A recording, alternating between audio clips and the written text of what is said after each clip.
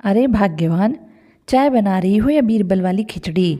रामकिशन जी अपनी पत्नी सुमित्रा जी को आवाज़ लगा रहे थे, लेकिन कुछ देर तक सुमित्रा जी की कोई आवाज़ नहीं आने पर वो खुद ही उठकर रसोई घर की तरफ चल दिए। जाकर देखा तो सुमित्रा जी बेसुध हालत में नीचे पड़ी हुई थी। ये देख रामकिशन जी घबरा गए। उन्होंने तुरंत अपने बेटे संजय को फ़ोन किया और बोले, बेटा, तुम्हारी माँ चक्कर खाकर गिर गई है, मैं क्या करूँ? ये सुनते ही संजय भी घबरा गया। पापा, आप घबराइए मत, मैं तुरंत एम्बुलेंस भिजवाता हूँ। आप टेंशन मत लीजिए, मैं फ़्लाइट से आ रहा हूँ। आप पहले फ़ोन कट कीजिए ताकि मैं अपने किसी दोस्त की मदद से एम्बुलेंस घर भिजवा सकूँ। कहकर संजय ने फ़ोन काट दिया और अगले 2 मिनट के बाद ही संजय का फ़ोन आया। पापा, एम्बुलेंस बस आ ही रही होगी, आप तैयार रहिए माँ को हॉस्पिटल ले जाने के लिए। बस मैं भी कुछ देर में वहाँ पहुँच जाऊँगा। आप माँ का ध्यान रखना। ठीक है बेटा, धन्यवाद। इतना कहकर रामकिशन जी ने फ़ोन रख दिया। उन्होंने किसी भी पड़ोसी या रिश्तेदार को सुमित्रा जी की हालत के बारे में नहीं बताया और एम्बुलेंस का इंतज़ार करने लगे। तो अगले 5 से 7 मिनट के बाद ही एम्बुलेंस उनके घर के दरवाजे पर खड़ी थी। रामकिशन जी को लगा कि वो सब कुछ अकेले हैंडल करेंगे, लेकिन तभी एम्बुलेंस से वार्ड बॉयज़ निकले और सुमित्रा जी को आराम से स्ट्रेचर पर लिटाकर एम्बुलेंस में ले गए। मोहल्ले में एम्बुलेंस आया देख आस पड़ोस के लोग बाहर निकल कर देखने लगे कि ज़रूर रामकिशन जी के घर कुछ हुआ है। उन्हीं में से एक पड़ोसी ने रामकिशन जी की बेटी रचना को भी फ़ोन कर बता दिया कि तुम्हारी माँ की तबीयत शायद ख़राब है, तुम्हारे पापा उन्हें अस्पताल लेकर गए हैं। तो रचना ने भी तुरंत अपने पापा को फ़ोन लगाया और बोली, पापा क्या हुआ माँ को? पता नहीं बेटी, तुम्हारी माँ रसोई में चाय बनाने गई थी पर कैसे चक्कर खाकर गिर गई ये तो मुझे भी नहीं पता। अब डॉक्टर ही देखकर बताएंगे। मैं तेरी माँ को लेकर अस्पताल जा रहा हूँ। बेटी को माँ के हालचाल जानने से ज़्यादा भाई को कोसने की फिक्र पड़ी हुई थी। वो बोल पड़ी, हाँ, इकलौता बेटा आपका महीनों में लाखों रुपए तो कमा रहा है, लेकिन माँ बाप की सेवा नहीं कर सकता। क्या फ़ायदा ऐसी औलाद का? रामकिशन जी अभी ये सब कुछ सुनने के मूड में बिल्कुल नहीं थे। उन्होंने बहुत अच्छे से पता था कि कौन उनका अपना है, कौन पराया। इसलिए उन्होंने अपने मोहल्ले व रिश्तेदार में किसी को कुछ ना बताकर सीधे अपने बेटे को फ़ोन लगाया था और बेटे ने भी पल भर में सारा इंतजाम करवा दिया।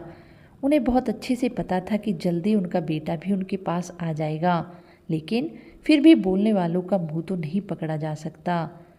रामकिशन जी ने बेटी से कहा, अभी मेरा बात करने को दिल नहीं है बेटा, बाद में बात करते हैं। इतना कहकर उन्होंने फ़ोन काट दिया। सोचने लगे कि पता नहीं इसको भी क्या हुआ है, जब से शादी हुई है बस हमें अपने भाई के खिलाफ भड़काती रहती है। सोचते हुए वो अपनी पुरानी यादों में खो गए। 5 साल पहले ही अध्यापक के पद से रिटायर हुए रामकिशन जी एक छोटे शहर में रहते थे। उनका सपना था कि उनके दोनों बच्चे अपने पैरों पर खड़े हो जाए। बेटे ने तो उनका सपना पूरा कर दिखाया। बेटा तो आज बहुत बड़ी कंपनी में एक सॉफ्टवेयर इंजीनियर के पद पर कार्यरत है, लेकिन बेटी का पढ़ाई से खास लगाव नहीं था। इसलिए समय रहते रामकिशन जी ने उसकी शादी कर दी और वो अपने परिवार में खुश भी थी। लेकिन फिर भी न जाने क्यों वो अपने मायके से कुछ ज़्यादा ही दखल अंदाजी करती थी। हर किसी का यह कहना था कि उनका बेटा संजय अपने माँ बाप को छोड़कर इतनी दूर चला गया है। बूढ़े माँ बाप की सेवा कौन करेगा? और पता नहीं क्या क्या बातें बनाते रहते, लेकिन बाकी लोगों से तो उन्हें कोई मतलब नहीं था। पर खुद की बेटी रचना भी जब अपने भाई के खिलाफ अपने माँ बाप को भड़काने की कोशिश करती तो रामकिशन जी व सुमित्रा जी का कलेजा छलनी हो जाता, क्योंकि रचना पहले जैसी नहीं थी। पर शादी के बाद उसके पति ने उसे उसके भाई के खिलाफ इतने कान भर दिए और प्रॉपर्टी का इतना लालच उसके मन में भर दिया कि वो हमेशा सोचती रहती थी कि माता पिता की नज़रों में भाई को इतना गिरा दे कि वो उसको अपनी सारी जायदाद से बेदखल कर दे और अपनी सारी जायदाद रचना के नाम कर दे, जो कि रामकिशन जी और सुमित्रा जी की भी किसी कीमत पर करने को तैयार नहीं थे, क्योंकि उनका मानना था कि रचना को उसका हिस्सा दे दिया है। उसकी शादी में अच्छा खासा दहेज दिया था। बचे हुए पैसे उन्होंने रचना के नाम पर फिक्स डिपॉजिट में लगा दिए थे, लेकिन उसके बाद भी रचना का लालच उसके पति की वजह से बढ़ता ही जा रहा था। यही सब सोचते सोचते कब हॉस्पिटल आ गया रामकिशन जी को पता ही न चला। जब एम्बुलेंस रुकी तो वो अपने सपने से बाहर आए और तुरंत ही सुमित्रा जी को अस्पताल के अंदर ले गए। लेकिन तभी रामकिशन जी को ध्यान आया कि वे जल्दबाजी में अपना पर्स तो लाना ही भूल गए। अब पैसे कहाँ से देंगे? उन्होंने अपने बेटे संजय के पास फ़ोन मिलाया। बेटा तू कब तक आ रहा है? मैं तो जल्दबाजी में अपना पर्स भी नहीं लेकर आया। पापा मुझे तो आने में 2-3 घंटे लग जाएंगे, लेकिन आप चिंता मत कीजिए, मैंने सारा इंतज़ाम कर दिया है। आपको कोई पैसे नहीं देने हैं, मैंने एडवांस में कुछ पैसे हॉस्पिटल में डिपॉजिट करवा दिए हैं और बाकी मैं आकर क्लियर करवा दूंगा। आपसे कोई वहाँ पैसा नहीं मांगेगा। रामकिशन जी संजय को बहुत आशीर्वाद दे रहे थे, तभी डॉक्टर ने आकर कहा कि आपकी पत्नी को होश आ गया है, उन्हें माइनर हार्ट अटैक था लेकिन अभी ठीक है, आप जाकर मिल सकते हैं। तो रामकिशन जी जल्दी से अंदर गए। जाकर देखा तो सुमित्रा जी आंखें खोले उनकी राह देख रही थी। उन्हें देखते ही बोली, चिंता मत कीजिए, मैं बिल्कुल ठीक हूँ और आप संजय को फ़ोन कर दीजिए, वो जल्दी आ जाएगा। तभी रामकिशन जी बोले, हाँ सुमित्रा, हमारा बेटा संजय जल्दी आ जाएगा। बहुत नसीबों वाले हैं हम जो हमें श्रवण जैसा बेटा मिला है, जो माँ बाप के बारे में इतना सोचता है, पर उसके बाद भी दुनिया मेरे बेटे को बदनाम करने पर तुली हुई है। तभी रामकिशन जी के आस पड़ोस में रहने वाले कुछ लोग भी सहानुभूति दिखाने के लिए हॉस्पिटल पहुंच गए। रामकिशन जी उठकर बाहर आए तो उनके एक पड़ोसी ने कहा, क्या हो गया भाभी जी को? तो राम प्रसाद जी बोले, माइनर हार्ट अटैक था लेकिन अभी ठीक है, 2-4 दिन में छुट्टी मिल जाएगी। हाँ भाई साहब, बुढ़ापे में बीमारियां को तो कोई कहना ही नहीं है, ऊपर से आप लोग अकेले रहते हैं, आपके बेटे को आप लोगों की कोई फिक्र ही नहीं है, अकेले माँ बाप को छोड़ दिया और पता नहीं क्या क्या बोलने लगे। तभी रामकिशन जी है सब कुछ सुना नहीं गया और वे बोले, भाई साहब, डॉक्टर ने मुझे सुमित्रा जी के पास रहने के लिए कहा है और रूम में ज़्यादा लोग अलाउड नहीं है, मैं घर आकर आपसे मिलता हूँ। कहकर रामकिशन जी आसानी से उन्हें वहाँ से भेज दिया, क्योंकि अभी वो कोई बहस नहीं करना चाहते थे। तब तक उनका बेटा संजय भी आ गया। संजय को देखते ही रामकिशन जी की जान में जान आई। उन्हें लगा अब तो सब कुछ ठीक हो जाएगा, मेरा बेटा आ गया है। तभी संजय ने अपने पिता के गले से मिलते हुए कहा, पापा आप चिंता मत कीजिए, माँ जल्द ही ठीक हो जाएगी, मैं आ गया हूँ ना, अब आप आराम कीजिए, मैं सब कुछ देख लूँगा। वह दोनों मिल ही रहे थे, उसी वक्त रामकिशन जी की बेटी रचना भी अस्पताल पहुँच गई और संजय को सामने देखते ही उसे उल्टा सीधा सुनाने लगी कि तुम माँ बाबूजी का ख्याल नहीं रखते हो, बस अपने स्वार्थ में अंधे हो चुके हो, तुम्हें सिर्फ पैसा दिखता है और पता नहीं क्या क्या बोलने लगी। तभी रामकिशन जी ने अपनी बेटी से कहा कि बेटा चुप हो जा, डॉक्टर ने तुम्हारी माँ को शांत रहने के लिए कहा है, अभी तुम ज़्यादा कुछ बोलोगी तो माँ को टेंशन होगी और उनकी तबीयत ज़्यादा खराब हो जाएगी, इसलिए तुम अभी घर जाओ, 2-4 दिन में हमें हॉस्पिटल से छुट्टी मिल जाएगी, फिर घर पर बात करते हैं। पिता की बात सुनते ही रचना चिल्ला पड़ी, अपने बेटे की जितनी कमियां छुपानी है आप छुपा लीजिए पापा, क्योंकि आप माँ बाप हैं ना, तो अपने बेटे की साइड तो लेंगे ही, लेकिन ऐसे बेटे को तो अपनी सारी संपत्ति से बेदखल कर देना चाहिए जिसे अपने माँ बाप से कोई मतलब ना हो।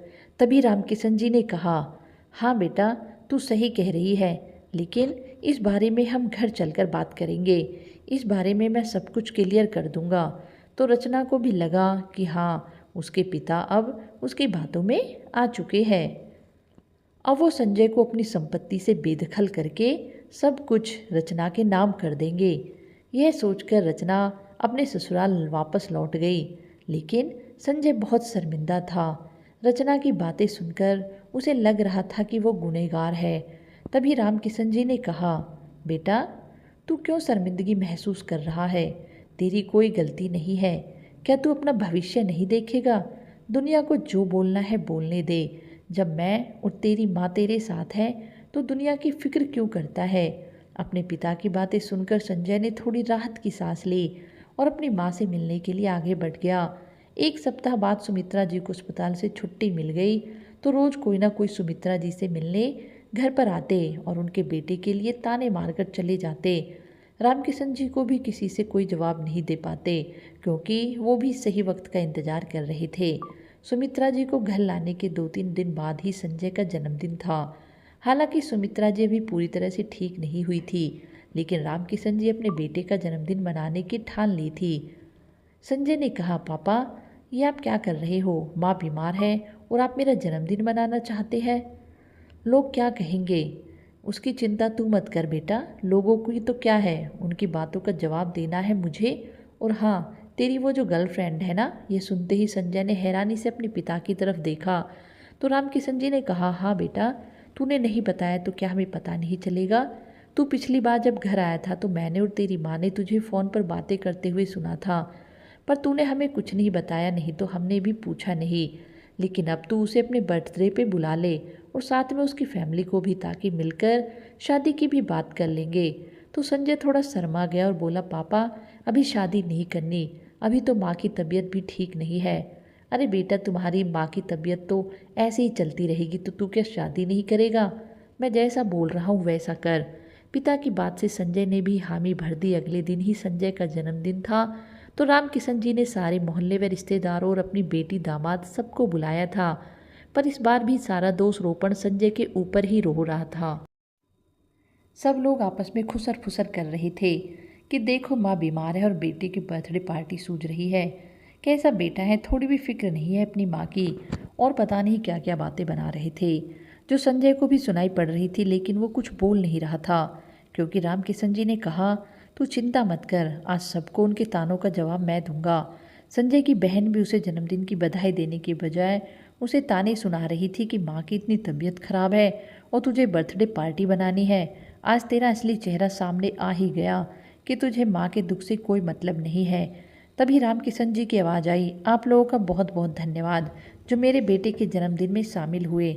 आज मैं आप लोगों से कुछ कहना चाहता हूँ जो बहुत ज़रूरी है, क्योंकि मैं बिना वजह अपने बेटे को दुनिया के ताने नहीं सुनने दे सकता।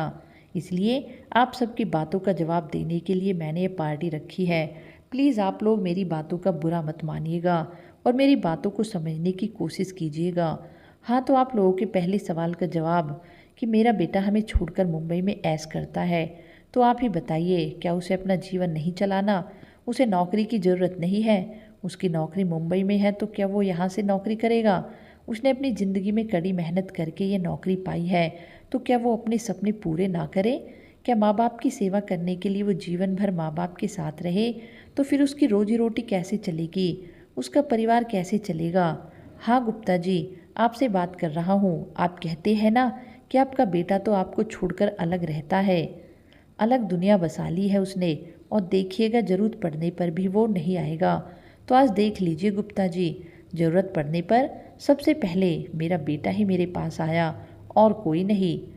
जब सुमित्रा जी बेहोश होकर गिर गई तो मैंने किसी को फ़ोन नहीं किया, क्योंकि मुझे पता था सहानुभूति तो सब दिखाएंगे लेकिन कोई आकर मेरी मदद नहीं करने वाला।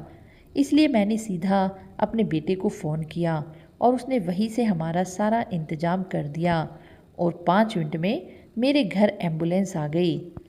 अगर मैं किसी पड़ोसी या रिश्तेदार के पास जाता तो ना तो 10 ताने सुनाते और करते भी कुछ नहीं, और देर इतनी हो जाती कि पता नहीं सुमित्रा जी बचती भी या नहीं।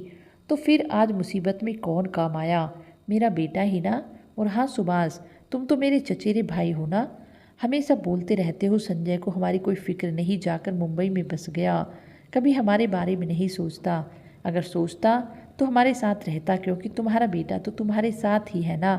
फिर भी मैंने सुना है कि तुम्हारे बेटे बहू अलग खाना बनाते हैं और तुम अपना अलग बनाते हो। जब एक ही घर में रहते हुए 2 चूल्हे जल रहे हैं तो ये कौन सा अपनापन है? ये ज़रूरी नहीं कि बेटा पास में रहेगा तभी हमारी सेवा करेगा। अभी आप ही देख लो, आपका बेटा आपके पास रहते हुए भी आपको 2 वक्त का खाना नहीं दे सकता, और मेरा बेटा तो इतनी दूर से एक फ़ोन पर मेरे लिए दौड़ा चला आया। और हाँ, जो लोग एक बातें बोलते हैं कि कल को मेरा बेटा विदेश जाकर बस जाएगा, तो क्यों नहीं जाएगा? हर कोई अपनी ज़िंदगी में तरक्की करना चाहता है और हर माँ बाप चाहते हैं कि उनका बेटा उनसे आगे बढ़े, और हम भी यही चाहते हैं। हम उसके पैरों की जंजीर कभी नहीं बनना चाहते।